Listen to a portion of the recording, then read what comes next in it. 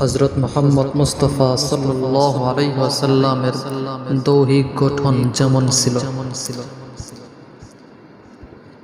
عن أنس بن مالك رضي الله عنه يقول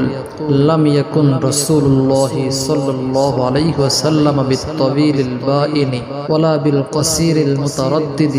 ولا بالأبيض الأمهق ولا بالآدم وليس بالجعد القطط ولا بالسبت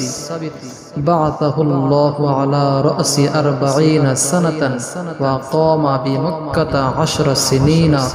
وبالمدينة 10 سنين وتوفاه الله على رأس 60 سنة وليس في رأسه ولحيته 20 شعرة بيضاء آقا نامدار تاجدار مدينة হযরত মুহাম্মদ মুস্তাফা সাল্লাল্লাহু আলাইহি ওয়াসাল্লাম এর শানদার কিছু সিফাত সমূহ। আহমদ আবুল কাসেম আবু তৈয়ব নবিয়্যুত তাওবা নবিয়্যুর রাহমা বদরুদ্দুজা নূরুল হুদা খৈরুল বারিয়্যি নবিয়্যুল মারহামাতি নবিয়্যুল মালহামাতি আর রাহমাতিল মুহতাদ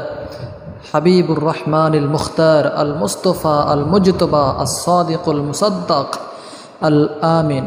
صاحب مقام المحمود صاحب الوسيلة والدرجة الرفيعة صاحب التاج والمعراج إمام المتقين سيد المرسلين النبي الأمي